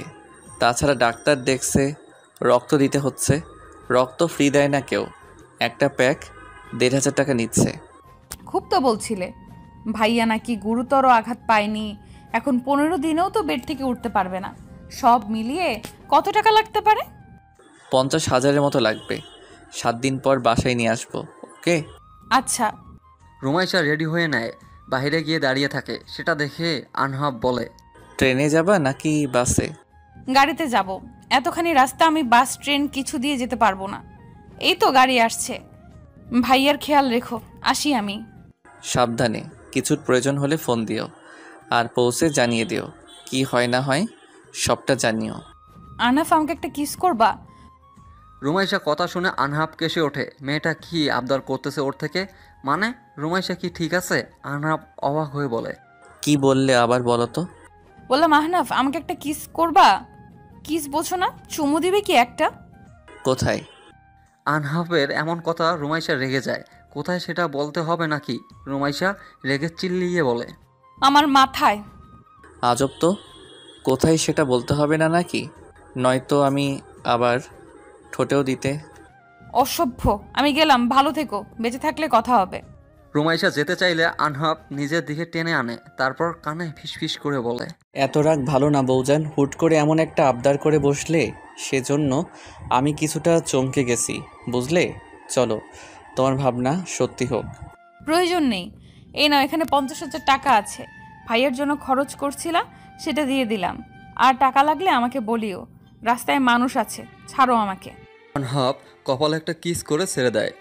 টাকাটা নিয়ে নেয় কিছু না বলে, কারণ সে নিজেই অন্যের থেকে টাকা ধার নিয়েছিল।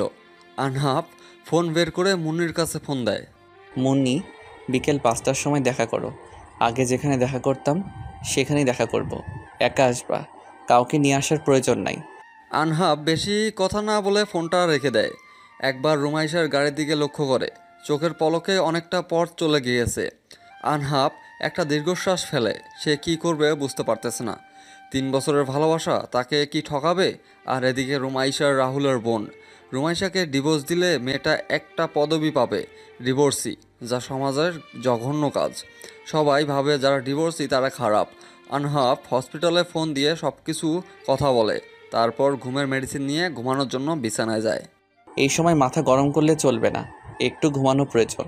উফ, কেন যে না বুঝে বিয়ে করছিলাম।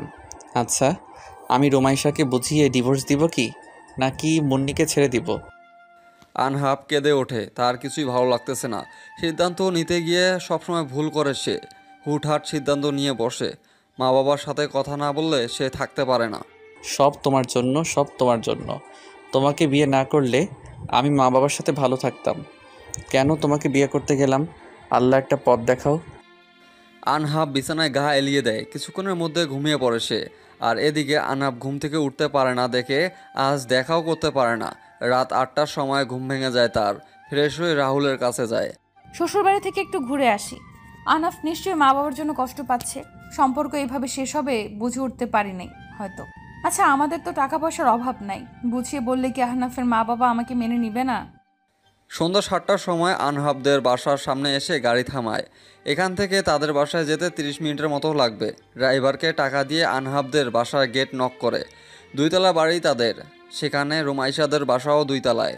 কিন্তু যে দেখবে সে চোখ ফেরাতে পারবে না। বিশাল জায়গা নিয়ে নিজেদের বাড়ি বানানো হয়েছে। বেশ কিছুক্ষণ পর একটা মেয়ে এসে দরজা খুলে দেয়। সামনে রুমাইশাকে দেখে বলে, কি চাই এখানে? আপু, আগে ভেতরে আসি, নাকি বাইরে দাঁড় করিয়ে সব শুনবেন? ও হ্যাঁ, আসো, ভিতরে আসো। আব্বুর কাছে আসছো কি? আব্বু তো বাসায় নেই। না, সবার সাথে একটু কথা বলবো। আপনি আমাকে হয়তো চিনবেন না, কিন্তু আপনার বাবা মা আমাকে চিনবে। আরোহী, কে আসছে মা? একটা মেয়ে আম্মু, তোমাদের সাথে নাকি দরকার আছে। এইদিকে আসো, চিনো নাকি দেখো। এই মেয়ে আসো, ভিতরে এসে আগে বসো। তুমি? আহনাফ কোথায়? আবার কেন আসছো এই বাড়িতে? আমি না তোমাদের বারণ করছি? এই বাড়িতে আর কখনো আসবে না। তোমাদের দুজনের মুখ আমি দেখতে চাই না আর। মালিহা খান বসার ঘরে আসার সময় রুমাইশাকে দেখে কথাটা বলে। রুমাইশাকে দেখে অনেকটা রেগে যায় তিনি। একে তো নিজের পছন্দ করা মেয়ের সাথে বিয়ে দিতে পারে নাই, তার উপর ছেলে তার হাঁটুর বয়সের মেয়েকে বিয়ে করেছে। আরোহী মায়ের রাগ দেখে বলে, আম্মু, মেয়েটা কে? তুমি চিনো নাকি? চিনবো না কেন? কোনো ফকিন্নির মেয়ে দেখো না আমার ছেলের গলায় ঝুলিয়ে পড়ছে। সুন্দর ছেলে দেখলেই এদের লোভ জাগে। মানে ও রুমাইশা? আর ভাইয়া এমন পিচ্চি মেয়েকে বিয়ে করছে? এই মেয়ে, কথা বলছো না কেন? এখানে কি জন্য আসছো? লজ্জা করে না এখানে আসতে? আমাকে মাফ করবেন আন্টি, আপনার ছেলে আপনাদের জন্য মন খারাপ করে থাকে, কষ্ট পান উনি, হয়তো আপনাদের খুব ভালোবাসে, তাই দয়া করে ওনার সাথে কথা বলুন। এই জন্য তুমি আমাদের বাসায় আসছো? যে ছেলেকে এত কষ্ট করে মানুষ করলাম, সেই ছেলে আমাদের না জানিয়ে তোমার মতো একটা মেয়েকে বিয়ে করলো। আপনি রাগ করবেন না দয়া করে, আসলে আমাদের বিয়েটা স্বাভাবিক বিয়ে ছিল না, হুট করে এমনটা হয়ে গেছিল। এই বাড়ি থেকে বেরিয়ে যাও মেয়ে, তোমার মুখ দেখার বিন্দুমাত্র ইচ্ছে আমার নেই। আচ্ছা, আগে আমার কথা শুনেন দয়া করে। আচ্ছা, আমি কোন দিকে কমতি আপনার ছেলের জন্য বলেন? আমি কি আপনার ছেলের বউ হওয়ার যোগ্য না? দেখো রুমাইশা, তুমি ভাইয়ার থেকে অনেক ছোট। আমাদের ফ্যামিলির এত কম বয়সের মেয়েদের কেউ বিয়ে করে না। তাছাড়া আম্মুদের সময় কম বয়সের মেয়েদের বিয়ে হতো, তাও আম্মু ইন্টার শেষ করে বিয়ে করছে। তো আপু, আপনি কি বলতে চাচ্ছেন? শোনেন, পড়াশোনা আমি ছেড়ে দেইনি, পড়াশোনা চালিয়ে যাচ্ছি, ওকে? আর বিয়ে তো হয়েছে, তাহলে রাগ করে থাকার কি আছে? তো যাও, সংসার করো। এখানে কি করছো? জামাইয়ের অনুমতি নিয়ে আসছো তো? দয়া করেন মা, আপনার ছেলে আপনাদের জন্য কষ্ট পায়, সেজন্য আমার এখানে আসা, নয়তো আসতাম না। এসব অপমান হওয়ার ইচ্ছে আমার নেই। বাহ, এইটুকু মেয়ে দেখি ভালোই পটর পটর করতে পারে। ভাইয়া যে তোমাকে কি দেখে বিয়ে করছিল? আর শোনো, ভাইয়া তোমাকে পছন্দ করে না, ভাইয়ার জিএফ আছে। মালিহা খান মেয়ের দিকে তাকায়। আনহাফ রিলেশন করতো, তাহলে এই মেয়েটাকে কেন বিয়ে করলো? এটার সুযোগ এই মেয়েকে তাড়িয়ে দেওয়ার, সেই ভেবে বলে ওঠে। আচ্ছা, তুমি কি চাও আমরা আহনাফের সাথে সব সম্পর্ক ঠিক করে নেই? হ্যাঁ আন্টি, আমি তো এটাই চাই। এই 2টা দিন আপনার ছেলে শান্তিতে ঘুমাতে পারে নাই, আপনাদের জন্য মন খারাপ করে বসে থাকে। দেখো, তোমাকে তো আহনাফ ভালোবাসে না, আর আহনাফের নাকি রিলেশন আছে, তো তুমি আহনাফকে ছেড়ে দাও। রুমাইশা চমকে ওঠে। এই মহিলা কি বলে? ছেড়ে দেওয়ার জন্য বিয়ে করেছে নাকি? যতই হোক, সে তো আনহাফকে ভালো আর কিছু ভাবতে পারে না সে। তার আগে মালিহা খান কিছুটা জোরালো কণ্ঠে বলে, তুমি যতদিন আহনাফের সাথে থাকবে ততদিন আমরা আহনাফকে এ বাড়িতে ঢুকতে দিব না। আর ওকে বলে দিও আমরা মরে গেলেও এই বাড়িতে পা যেন না রাখে। আন্টি এসব কি বলছেন? এমন করবেন না প্লিজ, এসব বলবেন না। আচ্ছা, আপনি কি চান তাই হবে, তবু আনাফের সাথে এমন করেন না। তাহলে ওকে ডিভোর্স দিয়ে দাও, আর তারপর থেকেই আহনাফের সাথে আমাদের সম্পর্ক আগের মতো হবে। আর হ্যাঁ, এটা যেন আহনাফ না জানে, তাহলে কিন্তু ভালো হবে না। আমি একজন শিক্ষিকা, তবু আপনি এইসব বলছেন? শুনেছিলাম আপনারা অনেক ভালো মনের মানুষ, কিন্তু ভালো না খারাপ সেটা ফ্যামিলি প্রবলেমের সময় বোঝা যায়। তোমাকে এত কথা কেউ বলতে বলেছে নাকি? আমার ছেলের যোগ্য বউ হতে পারবা না তুমি। আমি একজন ডাক্তার বউ নিব, শুনে রাখো। আন্টি যোগ্যতার কথা বলবেন না, টাকা পয়সা আমাদের কম নাই। আপনি বিজনেসম্যান রায়হান চৌধুরীকে চেনেন? আমি ওনার মেয়ে। এসব টাকা পয়সা আমার হাতের মোয়া।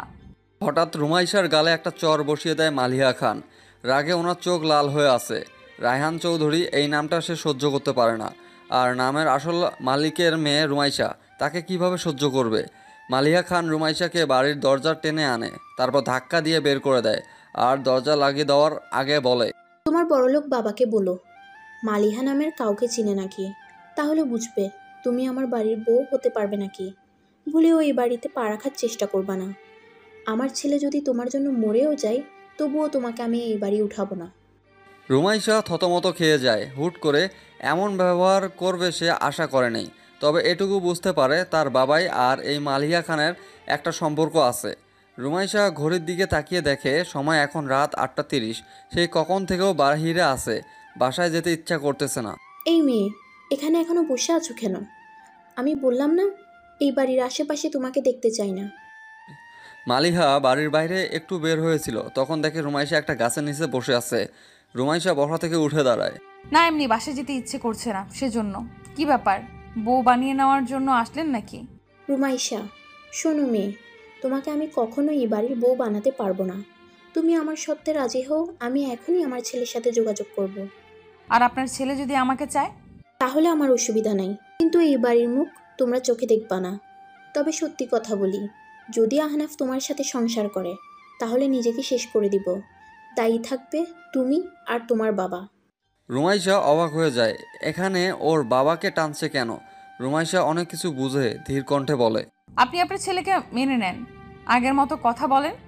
আমি আপনার ছেলের জীবন থেকে আজ থেকে এই মুহূর্ত থেকে সরে গেলাম, আর কখনো স্বামী হিসেবে আহনাফ ভাইয়াকে মানব না। গুড গার্ল, বাবার মতো একরোখা হওনি। দোয়া করি ভালো কিছু করো, কিন্তু অভিশাপ দিলাম আমার ছেলেকে কখনো পাবে না। ভাগ্য আমার মা বেঁচে নাই, ভালো হয়েছে। নয়তো মা এভাবে কাউকে অভিশাপ দিলে কষ্ট হতো আমার। মা নাই তাই ভাবতাম মা অনেক ভালো হয়, আদর স্নেহ করে, কিন্তু আজ জানলাম সৎ মায়ের মতো সব মা।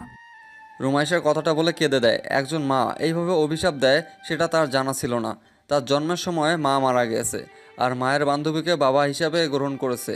কিন্তু যখন নিজের যমজ ছেলে মেয়ে হলো, তখন থেকে তাদের সহ্য করতে পারে না। মালিহা খান কিছুটা চমকে ওঠে। রুমাইশার মা মারা গেছে?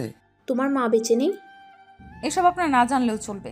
তবে জানি না আমার বাবাইয়ের উপর আপনার এত রাগ কেন, কিন্তু একটা কথা জেনে রাখুন, আমার বাবাই মৃত্যুর সাথে, ওনার মরা বাঁচা সবটা আল্লাহর হাতে। এমনটাই হওয়ার কথা তো, আগে না হয়ে এখন হয়েছে। আমার ছেলের থেকে দূরে থাকো, আর কিছু বলবা না। রুমাইশা মাথা নাড়িয়ে বোঝায় আচ্ছা। রুমাইশার সামনে মালিয়া খান আনহাফের কাছে ফোন দেয়। আনহাফ মায়ের ফোন পেয়ে তাড়াতাড়ি ফোনটা রিসিভ করে। মম, কেমন আছিস বাবা? বৌমা কেমন আছে? বৌমাকে নিয়ে বাসায় আসিস। সেদিন তোর বাবা রেগেছিল, সেজন্য এমন ব্যবহার করছে। জানিস তো তোর বাবা কতটা রাগী। অনেক ভালো আছি মম। তোমার সাথে কথা হওয়ার পর ভালো না থেকে কি থাকা যায়? আচ্ছা মম, আমার এখন ছুটি নাই, 10-12 দিন পর যাব। তোমার বৌমাও এখানে, তোমার বৌমাও এখন এখানে নাই, ও একটু কাজে বাসায় গেছে। আচ্ছা বাবা, তাহলে তখনই আসিস। বাবার কাছে ফোন দিয়ে কথা বলিস। আচ্ছা মম। আরোহী কেমন আছে? ভালো আছি সবাই। আরও কিছুক্ষণ কথা বলে মালিহা খান ফোনটা কেটে দেয়। তারপর রুমাইশার দিকে তাকিয়ে বলে, টাকা দিয়ে সব কিছু হয় না মেয়ে। টাকার উপর শুয়ে না থেকে মানুষকে বিলিয়ে দাও, দেখবা তোমাদের জন্য মানুষ দোয়া করবে। টাকার বড়াই তো খুব দেখালে। তো তোমার বাবা নাকি মৃত্যু সাথী, তাহলে বাঁচিয়ে তোলো। শুনুন, অনেকক্ষণ থেকে আপনার এসব কথা শুনছি। আমাদের যে টাকা আছে, যত দান করা প্রয়োজন তার থেকে বেশি দান করি আমরা। আর এখানে যে স্কুল আছে, এটা আমাদের জায়গা।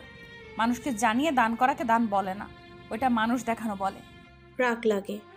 একটা সময় আমি কাঁদছিলাম। আসল কথায় আসি, তুমি আহনাফকে জানিয়ে দাও তুমি তাকে চাও না, তার সাথে তোমার সব সম্পর্ক শেষ। তুমি বলবা যে আহনাফ, তুমি আমার থেকে নিচু ফ্যামিলির, আমাকে চালানোর ক্ষমতা তোমার নাই। আপনি কি আমাকে আহনাফের কাছে খারাপ বানাতে চাচ্ছেন? আমি যা বলছি শুনবা, নাকি মৃত্যু?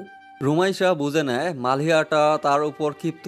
সে অন্য কিছু না বলে জোরে একটা শ্বাস ফেলে। তারপর হাঁটতে থাকে বাড়ির পথে। প্রায় 9টার পর সে বাড়িতে যায়। গিয়ে দেখে মানুষের ভিড় লেগে গেছে। ভুরু কুচকে ফেলে রুমাইশা। আজ কি বাড়িতে কোনো অনুষ্ঠান নাকি? কিছুই বুঝতে পারে না। রাত 9টার সময় বাড়িতে এত মানুষ কেন? আপু, বাবা। কি হয়েছে ভাই? তুই এভাবে কান্না করছিস কেন? আর বাড়িতে এত মানুষ কেন? আজকে অনুষ্ঠান নাকি? আর অনুষ্ঠান হলে তুই কাঁদবি কেন? আপু, বাবা আর নেই, বাবা মারা গেছে। রুমাইশা গেটে দাঁড়িয়েছিল। তখন পারভেজ দৌড়ে আসে। আর রুমাইশার কাছে এসে, পারভেজ রুমাইশার সৎ মায়ের ছেলে। পারভেজের কথা শুনে রুমাইশা দৌড়ে বাবার রুমে যায়। বাবাই? রুমাইশা ডুকরে কেঁদে ওঠে। কাঁদতে কাঁদতে ছটপট করা শুরু করে দেয়। বাবার লাশ জড়িয়ে ধরে চিৎকার করে ওঠে। বাবাই, ও বাবাই, কথা বলো না প্লিজ। বাবাই, ও বাবাই, ওঠো না। তুমি কি তোমার মার উপর রাগ করে থাকতে পারো? বাবাই, কথা বলো প্লিজ। ও বাবাই, ওঠো। তোমার মা তো কান্না করছে। বাবাই, ও বাবাই, আমি কিন্তু তোমার সাথে আর কথা বলবো না। আপু, বাবাই আর কথা বলবে না আপু। বাবাই তো আল্লাহর কাছে চলে গেছে। আপু, বাবাইকে এইভাবে ঝাঁকুনি দিস না, বাবাই কষ্ট পাবে তো। আহারে, মেয়েটার জীবনটাই এমন হতে হলো। জন্মের পর থেকে মাকে কাছে পায়নি, এখন আবার বাবাকে হারিয়ে ফেললো। হ্যাঁ রে, সৎ মায়ের নাকি অত্যাচার করতো। এখন তো বাপটাও মারা গেল। এখন তো দেখা যাবে বাড়িতে জায়গা হবে না মেয়েটার। চারিদিকে বিভিন্ন কথা উঠতে থাকে। কেউ কেউ রুমাইশার কান্না দেখে তারাও কান্না করে দেয়। কিছুক্ষণ পর কয়েকজন ছেলে আসে। লাশ নিয়ে যাবে বুঝতে পেরে রুমাইশা বাবাকে শক্ত করে জড়িয়ে ধরে বলে, না, আমার বাবাই কোথাও যাবে না। আমার বাবাই ঘুমিয়ে আছে। বাবাই তার মায়ের উপর অভিমান করছে। আমার বাবাই আমাকে ছেড়ে যেতে পারে না।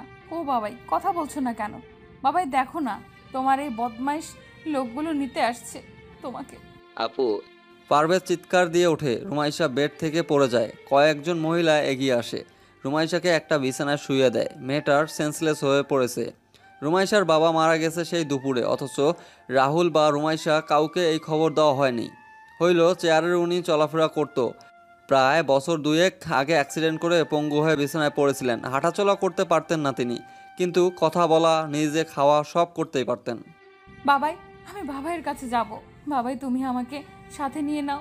এই স্বার্থপর দুনিয়ায় আমি থাকতে চাই না। এই স্বার্থপর দুনিয়া আমার জন্মের সময় মাম্মামকে ছিনিয়ে নিছে, এখন তোমাকেও নিয়ে গেল। বাবাই, ও বাবাই, আমার সাথে কেন এমন হয়? প্রায় 1 ঘন্টা পর রুমাইশার সেন্স ফিরে আসে। আর সাথে সাথে আবারও কাঁদতে কাঁদতে হিসকি তুলে ফেলে। মাথায় চুল খামছে, পাগলের মতো আচরণ করে। বাবাইকে মাটি দেওয়া হয়েছে, অথচ রাহুল শেষবারের মতো বাবাইকে দেখতে পারলো না।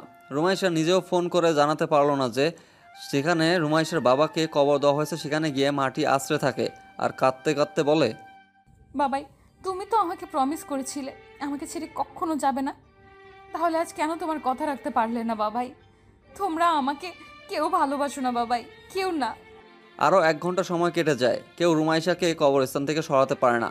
আস্তে আস্তে সবাই চলে যায়, শুধু থেকে যায় পারভেজ। পারভেজ রুমাইশার কাঁধে হাত দিয়ে মাটিতে বসে জড়িয়ে ধরে রুমাইশাকে। এইভাবে কাঁদিস না, তুই তো অসুস্থ হয়ে পড়বি। আমার ফোন মা কেড়ে নিয়েছিল আপু, সেজন্য কাউকে জানাতে পারিনি। আমাকে ক্ষমা করে দে আপু। এই পৃথিবীর কোনো মানুষ ভালো না, সবাই স্বার্থপর, নিজেরা নিজেদের সুখের ঠিকানা খুঁজে নেয়, বাকিদের দিয়ে যায় বুক ভরা যন্ত্রণা। একটা বার তারা ভাবে না তাকে যারা ভালোবাসে তারা তাকে ছাড়া কিভাবে বাঁচবে। আপু এসব বলতে নেই। বাবাই কি ইচ্ছে করে মারা গেছে বল? আল্লাহ তো বাবাইকে নিয়ে গেছে। এভাবে ভেঙে পড়িস না। ভাইয়া যদি জানতে পারে তাহলে কি হবে ভেবে দেখ। বারবার ফোন বাজায়। পারভেজ রুমাইশাকে ধাক্কা দেয়, ঢলে তার গায়ে পড়ে যায়। আবারও সেন্স হারিয়ে ফেলেছে। পারভেজ রুমাইশাকে কোলে নিয়ে রুমে যায়। বিছানায় শুয়ে দিয়ে সোফায় নিয়ে গা এলিয়ে দেয় নিজের। তারও তো খুব কান্না পাচ্ছে। ছেলে মানুষের কান্না করতে নেই কেন? কেন তারা কান্না করতে কষ্টগুলো হালকা করতে পারে না? বাবাই, তুমি আপুকে ছেড়ে কেন গেলে? আপুর তো তুমি আর ভাইয়ের ছাড়া কেউ নেই। মামুনি তো আপুকে কষ্ট দেয়। আপু এখন তোমাকে ছাড়া কিভাবে থাকবে? আবারও ফোনটা রিংটোন শুনতে পায় পারভেজ। রুমাইশার পকেটে ফোন আছে। আর পারভেজ ফোনটা বের করে নাম্বার দেখে রিসিভ করে। এই মেয়ে, তোমার কি সমস্যা? হ্যাঁ, প্রায় 100 বার ফোন করছি। ফোন ব্যবহার করো কিসের জন্য? যদি সময় মতো ফোন রিসিভ না করতে পারো। আমি পারভেজ, রুমাইশা আপুর ছোট ভাই। কিন্তু আপনি কে ভাইয়া? হায় রে, ফোনটা রিসিভ হলো, তাও আবার শালাবাবু রিসিভ করলো। আমি আহনাব, তোমার রাহুল ভাইয়ার বন্ধু। তোমার আপু কই? রাত 12টা থেকে 13টা বাজতে চললো, তো তোমার আপু কি বেঁচে আছে? তোমার রাহুল ভাইয়া নাকি ফোনে পাইনি ওকে? আপু ঘুমাইছে, সকালে আপুর ঘুম ভাঙলে আপনি কথা বলে নিন। আর ভাইয়া, রাহুল ভাইয়া কেমন আছে? তোমরা মারার চেষ্টা করে আবার শুনতে চাচ্ছ কেমন আছে? আচ্ছা, রাহুল তো অফিসে কাজ করতো, তাহলে কেন মারার চেষ্টা করলে তোমরা? ও তো বসে বসে খেতো না। আমি না, মামুনিকে মারতে চাইছিল। আমি তো আপনাকে আগে ফোন দিয়ে জানিয়ে দিয়েছিলাম। ভাবছিলাম যে আপনি রাহুল ভাইয়াকে ফোন করে সাবধান করবেন, কিন্তু না, আপনি তা না করে এখনই চলে আসছিলেন। ও, তার মানে তুমি ফোন করছিলা? কিন্তু তুমি তো সেটা রাহুলকেও বলতে পারতে। যদি বলতে ভাইয়া মা তোমাকে মেরে ফেলতে চায়, তাহলে তো হয়ে যেত। ভাইয়াকে বলছিলাম, ভাইয়া মজা ভেবে উড়িয়ে দেয়। আমি কি করব? ভাইয়া বলে সৎ হোক মা তো, তাই আপনাকে জানিয়ে দিয়েছিলাম।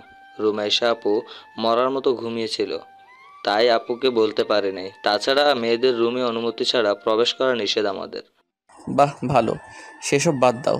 তুমি এত রাতে রুমাইশার রুমে কি করছো? বাবা, পারভেজ বলতে গিয়ে থেমে যায়। ভাবে এখন না, বলা উচিত না। রাহুল ভাইয়া তো অসুস্থ। বাবাইয়ার মৃত্যুর খবর পেলে আবারও অসুস্থ হয়ে পড়বে। সেই ভেবে আর কথা না বলে ফোনটা রেখে দেয়। তা তোমার ফোনের কথা মনে হয়েছে শেষমেশ? আমি ভাবছিলাম আমার সাথে সাথে তুমি ফোনের কথা ভুলে গেছো।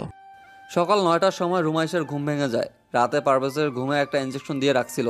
রুমাইশা একবার সোফায় চোখ বুলায়। পারভেজ এলোমেলো হয়ে শুয়ে আছে। ফোন চেক করার পর দেখে রাহুল আনহাফ কয়েকবার ফোন করেছে। তাই ভাইয়ের সাথে হালকা কথা বলে আনহাফকে ফোন দেয়। না, মনে পড়ে নাই। কাউকে কি মনে পড়া খুব দরকার নাকি? আপনাকে কিছু কথা বলার ছিল ভাইয়া। বলো। আমি ডিভোর্স চাই। আমার থেকে আপনি 10 বছরের বড়, আপনাকে স্বামী হিসেবে মেনে নিতে পারবো না আমি। তাছাড়া আপনার জিএফ আছে সেটা আমি জানি, আর আর আমাকে আমার মতো ভালো রাখার ক্ষমতা আপনার নাই। আমি যেইভাবে চলাফেরা করি তা আপনি দিতে পারবেন না। কি বলছো ভেবে দেখছো? পাগল হয়েছো নাকি তুমি? একটা কথাও না। সকাল সকাল কি নেশা করছো? মা বাবা আমাদের সম্পর্ক মেনে নিছে। ভালো, বাট সরি ভাইয়া, আমি আপনার সাথে সম্পর্ক রাখতে পারলাম না। আমি ঢাকায় গিয়ে ভাইয়াকে আমার কাছে নিয়ে আসব। তুমি ভেবে বলছো? হুম। আনহাফ আর কিছু বলল না, ফোনটা কেটে দেয়। তারপর ধীর কণ্ঠে বলে, যাক, ভালোই হলো। নিজ থেকেই তো সরে গেল। আমি তো বাধ্য করি নাই। মুন্নির সাথে সম্পর্ক ঠিক করতে হবে। যতই হোক, সে আমার প্রথম ভালোবাসা। আর তাছাড়া রুমাইশার সাথে মিথ্যা ভালো থাকার অভিনয় আর চালিয়ে যেতে হবে না। এসব ন্যাকামি করে তা সহ্য করা লাগবে না। ওরে নাকি কিস করো, হ্যানত্যান অসহ্য, সব রাহুলের জন্য। এর জবাব আমি দিব একদিন। কিছু একটা ভেবে আনহাফ আবার ফোন দেয়। রুমাইশার বাবাইয়ের কথা মনে পড়তে কান্না করে দেয়। বাবাই মারা গেছে, আর এখানে আনহাফের সাথে ডিভোর্স নিয়ে কথা বলতেছে। এসব এখন বলতে কার বা ভালো লাগে, কিন্তু আর কথা বাড়াতে চায় না বলেই সে সকাল সকাল কথাটা জানিয়ে দেয়। ফোনের শব্দে বিরক্ত হয়ে চোখের পানি মুছে ফোনটা রিসিভ করে। কি হয়েছে, কি সমস্যা? নাম্বার কি ব্লক লিস্টে ফেলাতে হবে নাকি? আমাকে আর বিরক্ত করবেন না। আমার টাকা নেই, সেই জন্য আমাকে ছেড়ে যাচ্ছ রুমাইশা? আসলে এই মেয়েরা টাকার লোভী হয়। মা ঠিকই বলছে, জীবনে কিছু করতে হলে আগে প্রচুর টাকা কামাতে হবে। আহনাফ, আপনি হয়তো জানেন না, মানুষ অনেক স্বার্থপর, তারা নিজের ভালোর জন্য সব করতে পারে। আমি না হয় আমার ভালোর জন্য আপনাকে ছেড়ে দিলাম, তাছাড়া আপনার তো জিএফ আছে, সেটা আমি জানি। তোমার জন্য আমি মুন্নির সাথে সম্পর্ক শেষ করার সিদ্ধান্ত নিচ্ছি। আর তুমি? যাক, ভালো হয়েছে, নিজের আসল রূপ দেখিয়ে দিছো। ভালো থেকো, আর জ্বালাবো না। তাহলে আমাকে কিভাবে ভালোবাসতেন? আপনি তো মুন্নি আপুকে ভালোবাসেন, তাই প্লিজ একসাথে দুই নৌকায় পা দেওয়ার চেষ্টা করবেন না। ভালোবাসার মর্যাদা দিতে শিখেন। রুমাইশার সব বিরক্তি লাগতেছে, লাইন কেটে ফোনটা অফ করে দেয়। তারপর বাবার কবরে গিয়ে বেশ কিছুক্ষণ সেখানে বসে কান্না করে। চোখের পানি মুছে তার সৎ মায়ের সামনে এসে দাঁড়ায়। এইভাবে রুমাইশাকে নিজের সামনে দেখে উনি কিছুটা ভয় পায়, সেটা নিজের মধ্যে চেপে রাখে। কিছু বলবে তার আগে রুমাইশা চিল্লিয়া বলে, কি ভাবছেন বাবাকে মেরে ফেলে ওনার সব সম্পত্তি ভোগ করবেন? এটা কখনো হতে দিব না। মাত্র 3টা বছর, এই 3 বছর সুখে থাকেন, তারপর সুখ কি জিনিস খুঁজে পাবেন না। ধ্বংস করব সব আমি। আমাকে এতিম করার জন্য আপনাকে রাস্তার ফকির বানিয়ে দিব। আপু চল, এই খারাপ জায়গায় তোর থাকার দরকার নেই। মা ভালো না, উনি টাকার জন্য সব করতে পারে। আমিও তোর সাথে যাব। আজ থেকে আমি তোদের সাথে থাকবো। আর মামুনি, এই 5 লক্ষ টাকা নিয়ে গেলাম, এটা আমার টাকা, তাই এটা নিয়ে কথা শোনাতে আসবেন না। পারভিন চৌধুরী হা হয়ে যায়। আজ ছেলেটাও তার বিরুদ্ধে, কিন্তু তাতে কি? উনি তো সব সম্পত্তি পেয়ে গেছে, আর কি লাগে তার? এমনই থেকে ছেলেটার থেকে মেয়েটা তিনি বেশি পছন্দ করে। রুমাইশা বাবাইয়ের রুমে গিয়ে প্রয়োজনীয় কিছু জিনিস নিয়ে তারপর পারভেজ আর রুমাইশা শেষবারের মতো বাবাইয়ের কবরে গিয়ে দোয়া করে ঢাকার উদ্দেশ্যে পাড়ি জমায়। গাড়ি থেকে নেমে রুমাইশা ছুটে যায় রাহুলের কেবিনে। ভাইয়ার যত কাছাকাছি আসে ততই তার বাবাইয়ের জন্য খারাপ লাগতেছে। আসমকি রুমাইশার এমন কান্না দেখে রাহুল ভরকে যায়। হুট করে কোথা থেকে উড়ে এসে এমন করে কান্না শুরু করেছে। রাহুল আশেপাশে তাকিয়ে দেখে বাবাইকে নিয়ে আসছে কিনা সেটা দেখার চেষ্টা করে, কিন্তু রাহুল কিছু দেখতে পারে না। রুমাইশা ওকে সম্পূর্ণভাবে জড়িয়ে ধরে রাখছে। আনহাব দুপুরে খাবার খাওয়ার জন্য রাহুলকে কেবিনে আসে। রুমাইশাকে দেখে একটা হালকা হাসি দেয়। রাহুল রুমাইশার পিঠে হাত বুলিয়ে দেয় আর বলে, কি হয়েছে, এভাবে কান্না করেছিস কেন? আমি মারা যাইনি পাগল, স্যার লাগতেছে আমার। দেখি বাবাই আসছে নাকি। বাবাই আর কখনো আসবে না ভাইয়া। বাবাই আমাদের উপর অভিমান করে চলে গেছে। মানে? রাহুল উঠতে চাইলে আনহাব তাড়াতাড়ি এসে কাঁধে হাত দেয়। রুমাইশা এখানেও কান্না করে যাচ্ছে। রাহুল একবার কিছুটা ভয় পায়। রুমাইশা কি হয়েছে সত্যি করে আমাকে বলতো।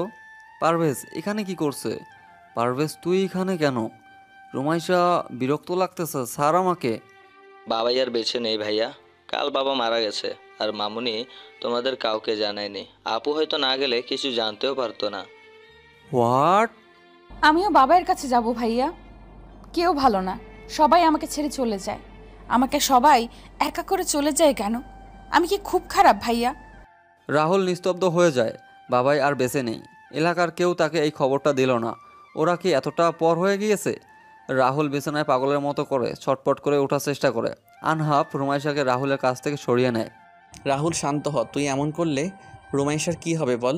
পাগলামি করিস না, তুই অসুস্থ, ভুলে যাস না। এইভাবে নড়াচড়া করলে ব্যথা পাবি। ব্যথা? কিসের ব্যথা আনহাব? ব্যথা তো আমার বুকে হচ্ছে। মাকে ছোট থাকতে হারাইছি, আর বাবা উনি আমাদের ছেড়ে চলে গেল, আর শেষ দেখাটাও করতে দিল না আমার মা। কেন আমার সাথে এমন হয়? আল্লাহ যা করে ভালোর জন্য করে, খাওয়া দাওয়া কর, তোর এখন ওষুধ খেতে হবে। এমন পাগলামি করিস না, তোর কিছু হলে রুমাইশাকে সামলাবে কে? আমার খুব কষ্ট হচ্ছে আনহাব। আমি তো মায়ের ভালোবাসা পাইছিলাম, কিন্তু রুমাইশা সে তো মায়ের একটুও ভালোবাসা পায়নি, আর এই কম বয়সে বাবাইকে হারিয়ে ফেললো। এখন এসব বলার সময় না, খেয়ে নে। দেখ রুমাইশা কাঁদছে, ওকে তো সামলাতে হবে নাকি? আনহাব জোর করে রাহুলকে একটু খাইয়ে দেয়। তারপর ওষুধ খাইয়ে দিয়ে রুমাইশার মাথায় হাত রাখে। রুমাইশা জড়িয়ে ধরে কান্না করে দেয়। আমার সাথে কেন এমন হয় ভাইয়া? আমি যাকে ভালোবাসি তাকেই হারিয়ে ফেলি। মাকে হারিয়েছি সেই জন্মের সময়। আর বাবাইও তো আমার উপর অভিমান করে চলে গেল। আমি খুব খারাপ, তাই না ভাইয়া? দূর পাগলি, কে বলছে তুই খারাপ? দেখি মুখটা উঠা। মেয়েরা এত কান্না কিভাবে করে বলতো? কাল থেকে নিশ্চয়ই কান্না করে যাচ্ছিস। নিজেকে সামলা। তোর কিছু হলে তোর ভাইয়াকে কে সামলাবে? তুই ছাড়া তোর ভাইয়ার কি কেউ আছে বল? নিজের ভালোবাসার মানুষগুলোকে চোখের সামনে হারিয়ে যেতে দেখছি ভাইয়া। এটার কষ্ট তুমি কি বুঝবে? কখনো হারিয়ে ফেলেছো ভালোবাসার মানুষকে? এত কথা বলিস না তো। রাত থেকে নিশ্চয়ই কিছু খাস নাই। পারভেজ, তুমি তোমার আপুর কাছে থাকো, আমি বাহির থেকে খাবার নিয়ে আসি। আমি খাবো না। পারভেজ, তুই বাহির থেকে খেয়ে আয়, আমি ভাইয়ার কাছে থাকবো। জেদ করিস না রুমাইশা, এভাবে থাকলে অসুস্থ হয়ে পড়বি। আমি অসুস্থ হয়ে পড়ছি, সেটা তো কেউ বুঝবে না। আমি মানসিকভাবে অসুস্থ, আমাকে একটু একা ছাড়ো প্লিজ। রুমাইশা রাগী কণ্ঠে কথা শুনে আনহাব নিজেকে ছেড়ে দেয়। রাহুলের সাথে কিছুক্ষণ কথা বলে যায়। পারভেজ সেই কাল থেকে না খেয়ে আসে, সেজন্য রুমাইশা ওকে বাহির থেকে খাবার নিয়ে আসতে বলে।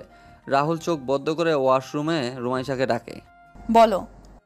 নিজেকে শক্ত কর। তোর কি মনে হয় বাবাই কিভাবে মারা গেছে? কিছু শুনছিস? পারভেজ বলো, হঠাৎ নাকি বাবা স্ট্রোক করছে? ডাক্তার নিয়ে আসার পর জানাইছে বাবাই মারা গেছে, তাই আর আলাদা করে হসপিটালে নিয়ে যায়নি। বাবাই শুধু হাঁটতে পারতো না, সব দিক দিয়ে ভালো ছিল। হুট করে এমন কেন জানি না। মা কিছু করেছে নাকি? মা কাকে মা বলছো ভাইয়া? সৎ মা কখনো মা হতে পারে না। আচ্ছা ভাইয়া, মারা বুঝি সন্তানদের অভিশাপ দেয়? কি সব বলিস পাগলের মতো? কিছু খেয়ে নে যা, কালকে গেছিস কিছু খাস নাই নিশ্চিত। ওই তো পারভেজ জুস ফলমূল আনছে, খেয়ে নে। হ্যাঁ আপু, তুই এগুলো খেয়ে নে। আর ভাইয়া, তোমার শরীর এখন কেমন? বাসায় কবে যেতে পারবা? আর 3 দিন পর যেতে পারবো। বাট তুই এখানে কেন বলতো? তোর মা বুঝি আসতে দিল? না, আমি চলে আসছি। ওই মহিলার সাথে থাকবো না। আমি আজ থেকে তোমাদের সাথেই থাকবো। যদি না রাখো একা থাকবো, তবুও বাসায় যাব না। তুই থাকতে পারবি পারভেজ? এখানে আমার কোনো চাকরি নাই, আর মা নিশ্চয়ই অফিসে বসতে দিবে না। আমাদের বাড়িতে চলাফেরা আর এখানে এটা অনেক আলাদা। তোমরা যদি পারো আমিও পাবো। আমি তো এবার জেএসসি এক্সাম দিছি। আমি গণিত ভালো পারি, প্রাইভেট পড়াবো, সমস্যা নেই।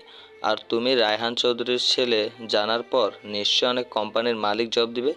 তুমি জব করবা, আমরা দুজন মিলে আপুকে মানুষ করব। পারভেজের কথায় রুমাইশা অবাক হয়ে যায়। এইটুকু ছেলে কি ভাবছে? রাহুল হালকা হাসে। ছেলেটা এখনই কি করবে প্ল্যান করেছে। রুমাইশা হালকা রেগে বলে, আমি বুঝি মানুষ না, তাই নতুন করে আমাকে মানুষ করবি?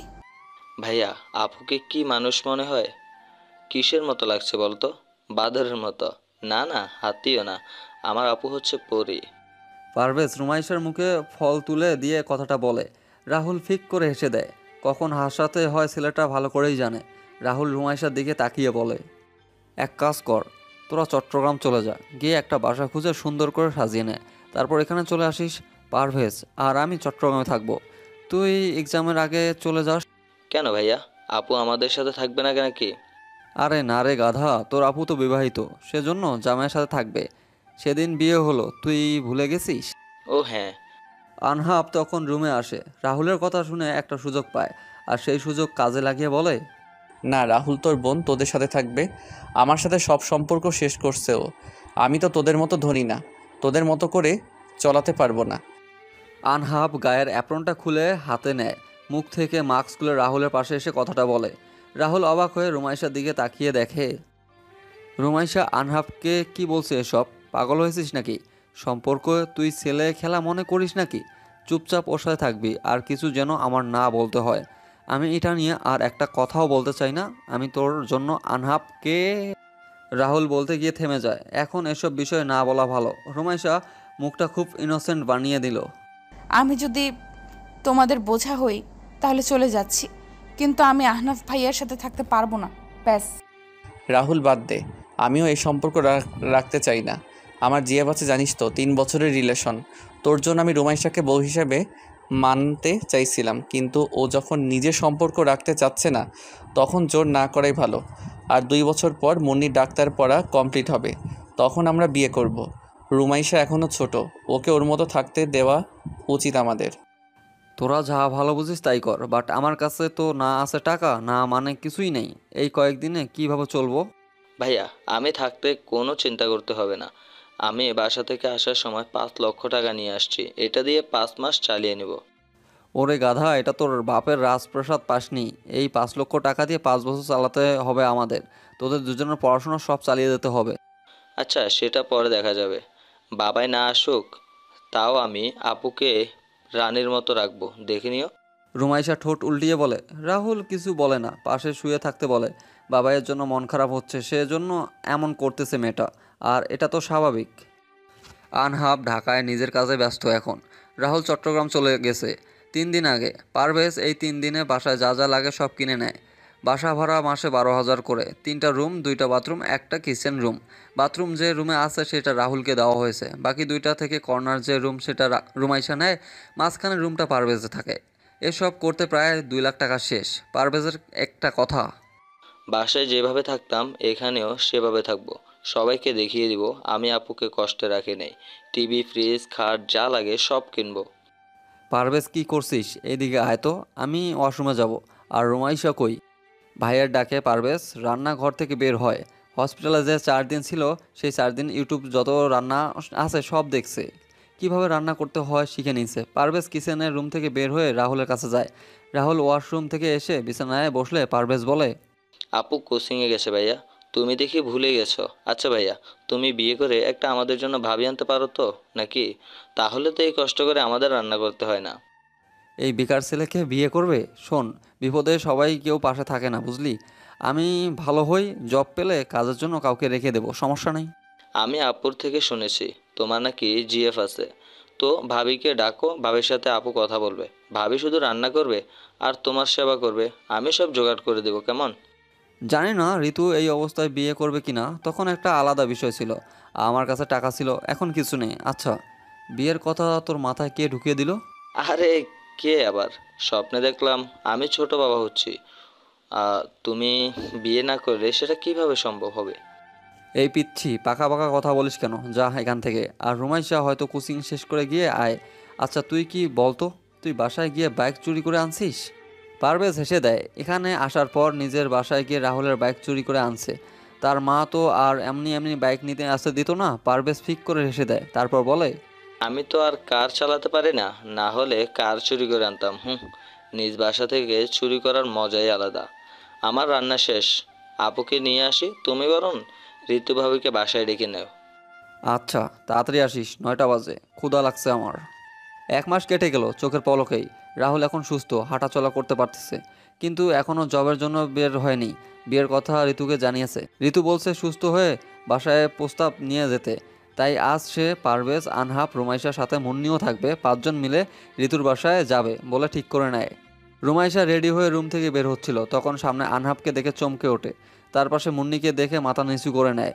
তখন ভাইয়ার রুমে যাওয়ার জন্য পা বাড়ায়, আর সাথে সাথে আনহাফের মাথার সাথে নিজের মাথা বাড়ি খায়। আনহাফ বিড়বিড় করে বলে,